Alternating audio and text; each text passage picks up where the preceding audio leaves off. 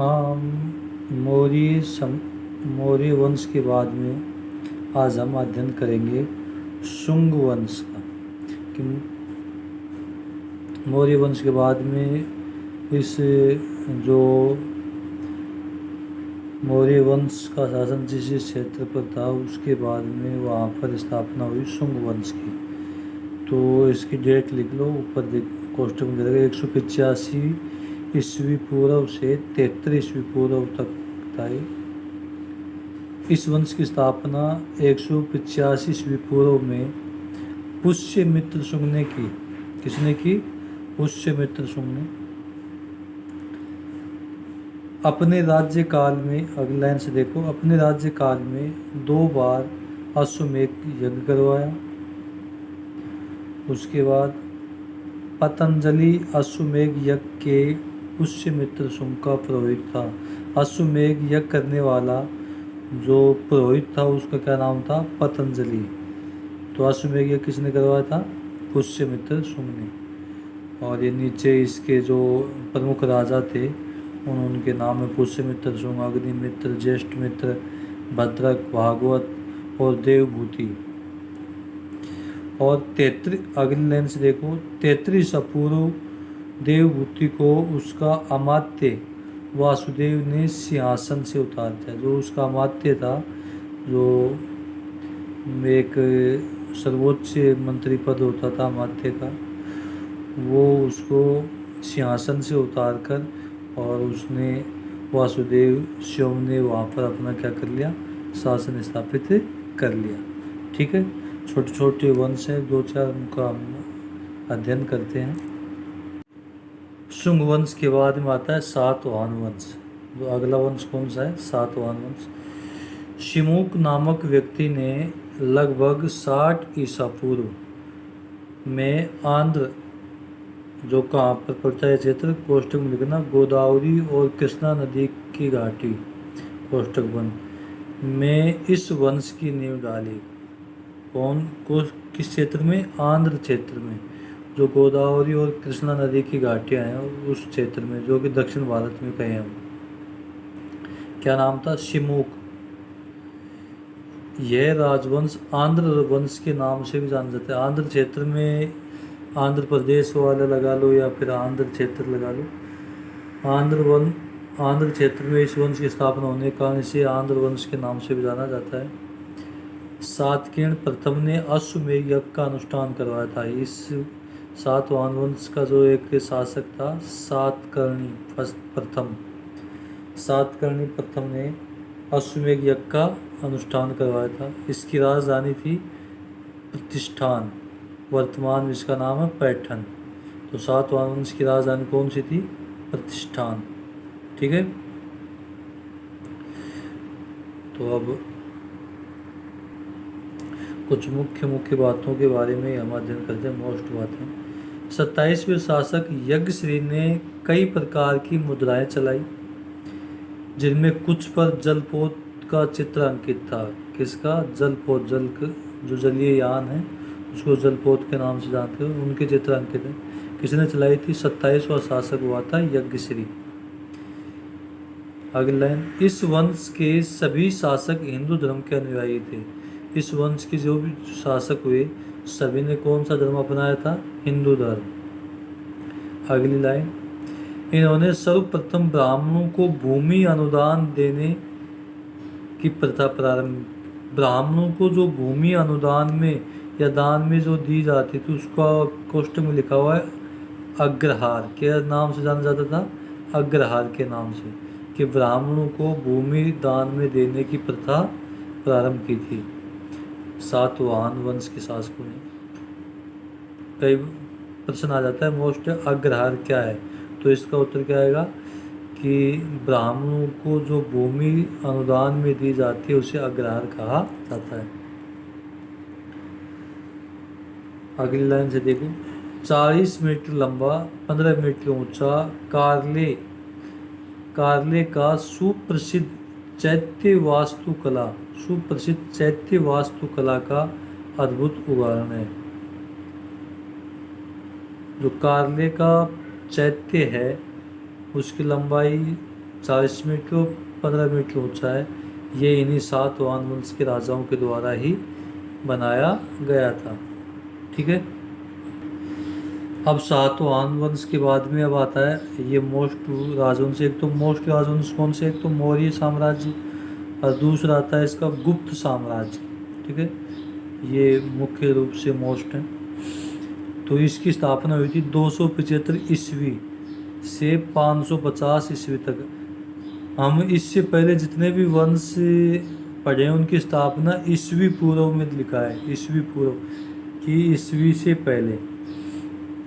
और ये जो गुप्त साम्राज्य की स्थापना ईस्वी में 275 ईस्वी से 550 ईस्वी तक। ठीक है, ईस्वी से। तो अब कौन सी ईस्वी चल रही है, 2020 ईस्वी। तो ये 275 ईस्वी से चला और 550 ईस्वी तक इसका अस्तित्व रहा। देखिए इसमें उत्तर भारत कुषाण सत्ता का 230 ईस्वी में समाप्ति हो जाने के बाद राजनीतिक व्यवस्था अस्थिर नजर आने लगी। फिर 230 ईस्वी में उत्तर भारत में कुषाण सत्ता थी, उसका शासन समाप्त हो गया। उसके बाद छोटे छोटे राज्यों में, छोटे छोटे भूभाग पर छोटे छोटे राजाओं के द्वारा अपना स्वतंत्र राज्य स्थापित होने लगा, जिससे कि यहाँ पर राजनीतिक व्यवस्था में अस्थिरता नजर आ रही थी। 275 ईस्वी में श्री गुप्त ने गुप्त वंश की स्थापना की। एक व्यक्ति हुआ या राजा हुआ, इसका नाम था श्री गुप्त। उसने 275 ईस्वी में गुप्त वंश की स्थापना की। तो अब हम इनके जो मुख्य राजा हुए उनके नाम पढ़ेंगे। सबसे पहला है श्रीगुप्त। इसका ईस्वी काल था 275 ईस्वी से 300 ईस्वी तक इसने शासन किया। श्रीगुप्त गुप्त वंश का संस्थापक था। कि ये पूछ लिया जाता है गुप्त वंश का संस्थापक कौन था, तो कौन आएगा, श्रीगुप्त। ठीक है। उसके बाद इसका पुत्र हुआ नंबर 2 पर घटोत्कच। ये 300 ईस्वी से 319-20 ईस्वी कि कई किताबों में 319 है, कई किताबों में 320 है। तो दोनों तिथि आ जाती है 319 320। 300 ईस्वी से 319 या 320 ईस्वी तक ये श्रीगुप्त का पुत्र था, जो इसका संस्थापक है, गुप्त वंश का संस्थापक था। उसका पुत्र था घटोत्कच, श्रीगुप्त का पुत्र था। ठीक है। तो घटोत्कच के बारे में बस इतना ही था। अगला शासक आता है चंद्रगुप्त प्रथम। देखो जिसके आगे प्रथम द्वितीय ये लगे हुए होते हैं, प्रथम लगा हुआ होता है कि इससे पहले कोई चंद्रगुप्त नाम का कोई व्यक्ति नहीं था। लेकिन अगर जिसके आगे द्वितीय लगा हुआ है तो उसका मतलब है कि उससे पहले इस नाम का एक कोई राजा और हुआ था। तो ये चंद्रगुप्त प्रथम। तो मतलब इससे ये पता चलता है कि इसके बाद में चंद्रगुप्त नाम का कोई राजा भी हुआ था। तो ये जब लगाते हैं चंद्रगुप्त प्रथम।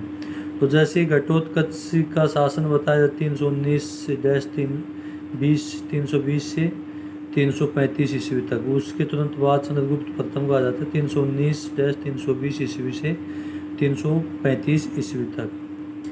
उपाधि धारण किसने, महाराजाधिराज की। किसने उपाधि धारण की थी, चंद्रगुप्त प्रथम ने महाराजाधिराज की। ये घटोत्कच का पुत्र था। इसने लिच्छवी वंश की राजकुमारी कुमार देवी के साथ विवाह किया।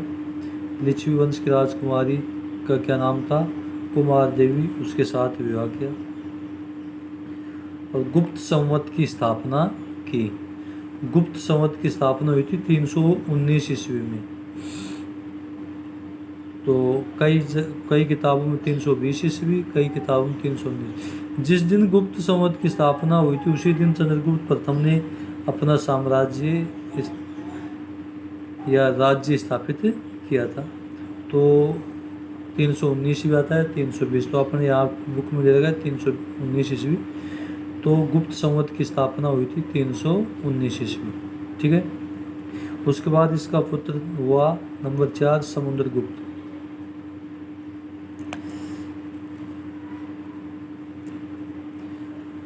इसने उपाधि धारण की थी पराक्रमांक। पराक्रमांक की उपाधि धारण की थी। चंद्रगुप्त प्रथम का उत्तराधिकारी था। चंद्रगुप्त प्रथम का पुत्र था ये। इसने इसका प्रमुख अभिलेख था प्रयाग प्रशस्ति, जिसे इलाहाबाद प्रशस्ति भी बोलते हैं। प्रयाग प्रशस्ति, इसके लेखक थे हरिसेन। कोष्टक में दे रखा है हरिसेन। कहाँ पर स्थापित है? इलाहाबाद में। तो इलाहाबाद का दूसरा नाम प्रयाग है, तो इसलिए प्रयाग प्रशस्ति बोलते हैं। तो इसके लेखक हुए हरिसेन। ठीक है। समुद्रगुप्त ने संपूर्ण भारत को विजित करके 5 भागों में बांट दिया था। इसने संपूर्ण भारत को विजित करके कितने भागों में बांटा था? 5 भागों में। अगली लाइन, समुद्रगुप्त उत्तर भारत को जीतकर अपने साम्राज्य में मिला लेता था और दक्षिण भारत को जीतकर पुनः उन्हीं शासकों को लौटा देता था। इसकी एक खासियत थी समुद्रगुप्त की कि उत्तर भारत के जितने भी युद्ध लड़े, उसमें जिस भी साम्राज्य के साथ युद्ध लड़ा, उस साम्राज्य को जीतकर इसने अपने साम्राज्य में मिला लिया। लेकिन दक्षिण भारत में जितने भी युद्ध लड़े, उस साम्राज्य को जीतकर उससे कुछ टैक्स, कर या धन लेकर वह साम्राज्य उसी राजा को वापस सौंपकर चला आता था। ठीक है। इलाहाबाद प्रशस्ति के अनुसार समुद्रगुप्त कभी भी युद्ध नहीं हारा। कि जो ये प्रयाग प्रशस्ति बताई, उसका दूसरा नाम है इलाहाबाद प्रशस्ति, याद रखना। तो इलाहाबाद प्रशस्ति के अनुसार समुद्रगुप्त कभी भी युद्ध नहीं हारा। अगली लाइन, वह संगीत में भी निपुण था। सिक्कों पर वीणा बजाते हुए अंकन किया, कि खुद का चित्र अंकन किया सिक्कों पर, जिसमें वीणा बजा रहे थे। अश्वमेध यज्ञ का भी उल्लेख मिलता है कि समुद्रगुप्त ने अश्वमेध यज्ञ किया था। उन्हें कविराज या संगीतज्ञ की उपाधि दी गई। समुद्रगुप्त को कविराज भी कहा जाता था और संगीतज्ञ भी कहा जाता था। ठीक है। ये थे समुद्रगुप्त।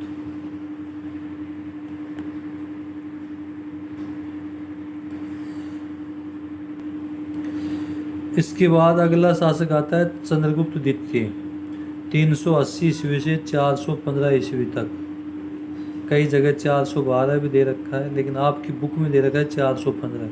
ठीक है, तो आप 415 ही पढ़ें। उपाधि थी विक्रमादित्य। उपाधि कौन सी थी? विक्रमादित्य। तो एक चंद्रगुप्त प्रथम हुआ था, जिसने गुप्त संवत चलाया था, और दूसरा है चंद्रगुप्त द्वितीय, इसने अपनी उपाधि दी विक्रमादित्य। उस चंद्रगुप्त प्रथम की उपाधि थी महाराजा धीराज की, ध्यान हो तो आपको। ये समुद्रगुप्त का पुत्र था। अपने साम्राज्य को विवाह संबंध और विजयों से बढ़ाया।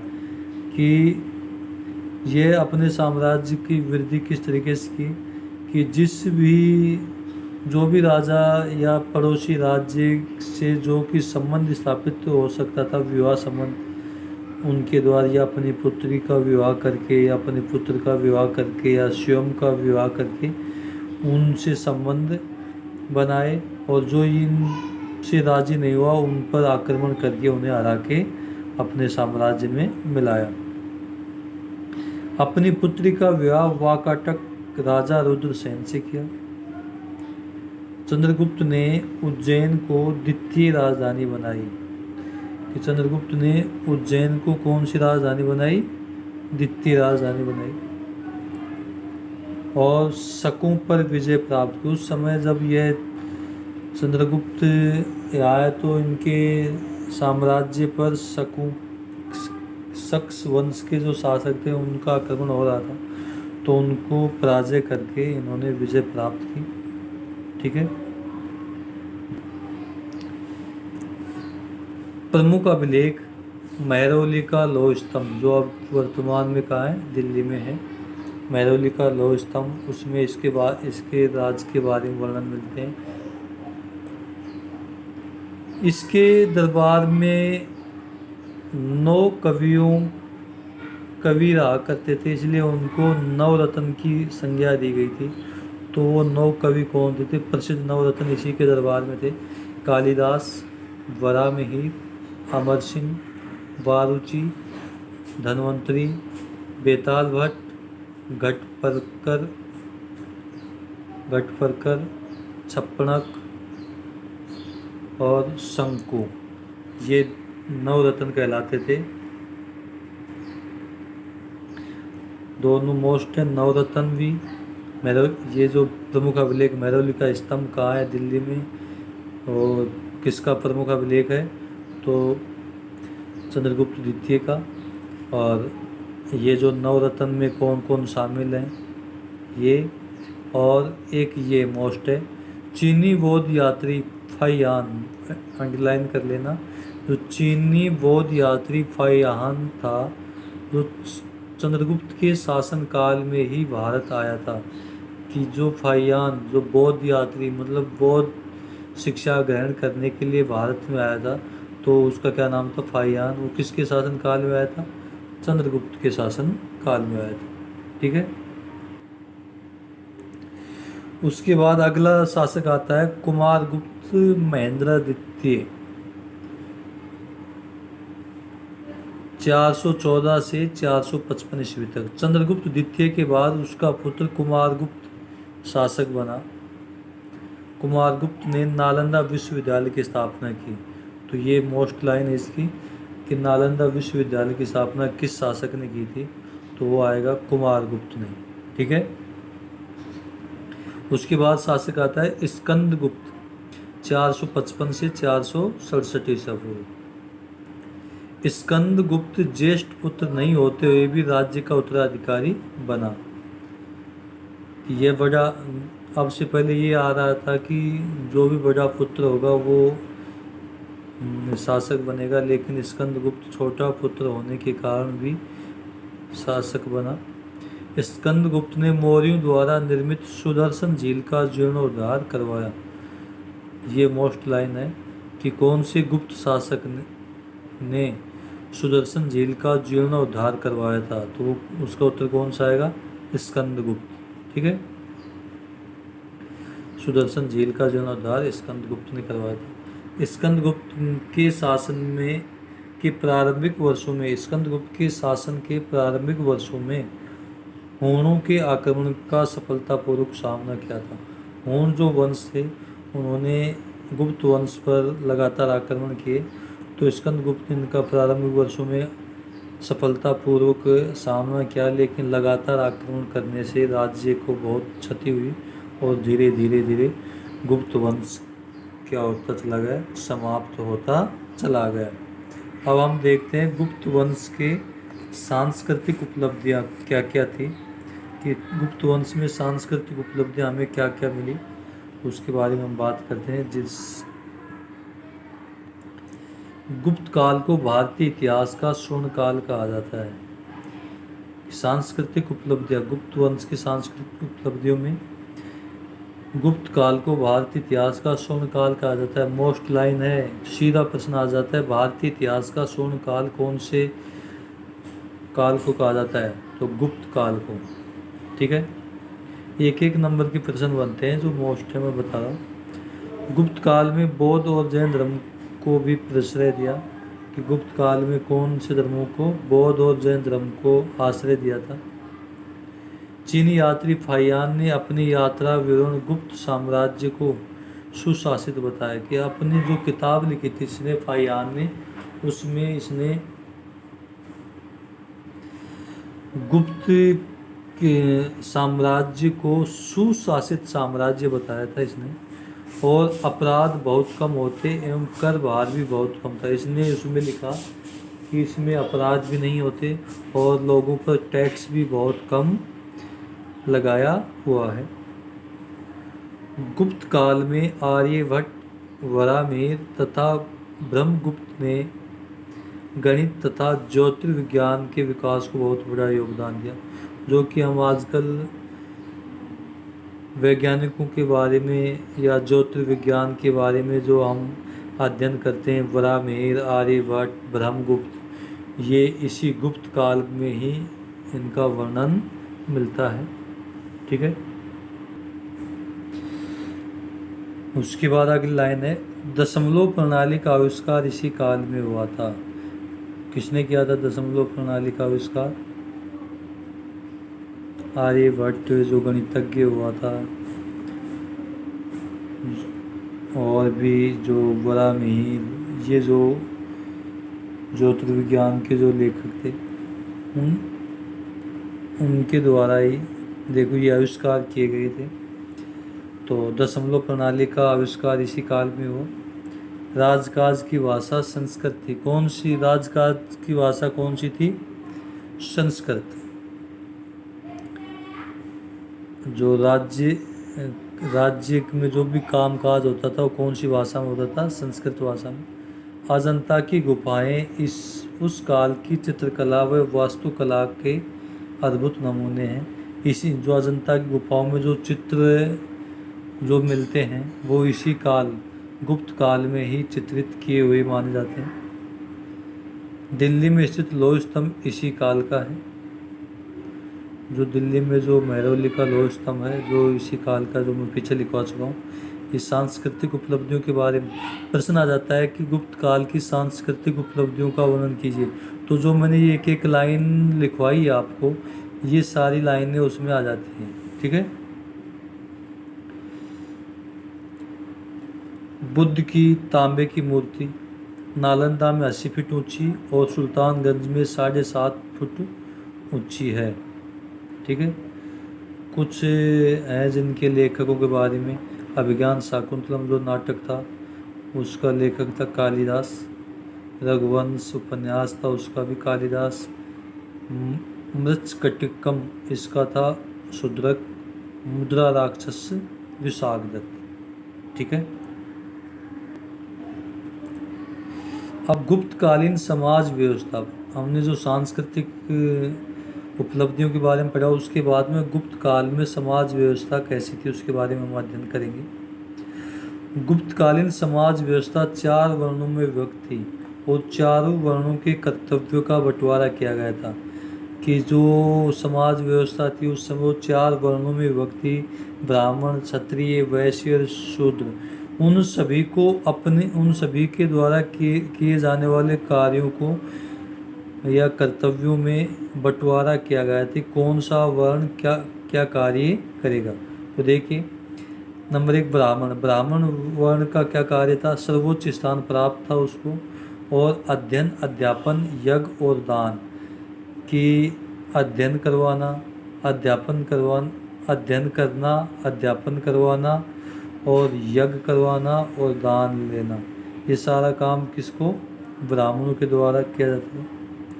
क्षत्रिय ये राष्ट्र की रक्षा करते थे। क्षत्रिय किसकी रक्षा करते थे? राष्ट्र की रक्षा। वैश्य व्यापार और वाणिज्य का कार्य किनके द्वारा किया जाता था? वैश्यों। और शूद्र सेवा प्रदाता। इन तीनों वर्णों की सेवा करने का कार्य किनका था? शूद्रों का। ठीक है। अगला देखिए, वर्णों का आधार जन्म था, कर्म न होकर क्या था? जन्म। इस गुप्त वंश में वर्ण का आधार कर्म न होकर जन्म था। स्त्रियों को समाज में महत्वपूर्ण स्थान प्राप्त था। और एक ये बात थी कि स्त्रियों को स्थान महत्वपूर्ण था। स्त्रियों के द्वारा बातें सुनी जाती थी, स्त्रियों के द्वारा जो बातें कही जाती उसे सुना जाता था, उन पर अत्याचार नहीं किए जाते थे इस समय। धार्मिक कृत्यों में पति के साथ पत्नी की उपस्थिति अनिवार्य थी। जो भी यज्ञ जैसे जो भी कार्य, जो धार्मिक कार्य किए जाते थे, उनमें पत्नी पति के साथ उपस्थित होना अनिवार्य थी। कि बिना, अगर कोई यज्ञ किया जा रहा है तो उसमें पति के साथ अगर पत्नी नहीं है तो वह यज्ञ अधूरा माना जाता था। अगली, स्त्री शिक्षा का प्रचलन था, पर्दा प्रथा नहीं थी। कि स्त्रियों को शिक्षा प्राप्त करने का प्रचलन था और पर्दा प्रथा नहीं थी। ठीक है। स्वयंवर प्रथा विद्वान थी। स्वयंवर तो जानते हो ना कि लड़की स्वयं अपना वर चुनती थी, उसे हम बोलते हैं स्वयंवर। स्वयंवर कि लड़की के द्वारा स्वयंवर चुनने की जो प्रथा थी उसे स्वयंवर प्रथा के नाम से जाना जाता है। अगला, पुत्र के अभाव में पुरुष की संपत्ति पर उसकी पत्नी का प्रथम अधिकार होता था। अगर किसी व्यक्ति के पुत्र नहीं हुआ तो उसकी संपत्ति पर उसकी पुरुष की पत्नी का अधिकार होता था। ये थी समाज व्यवस्था।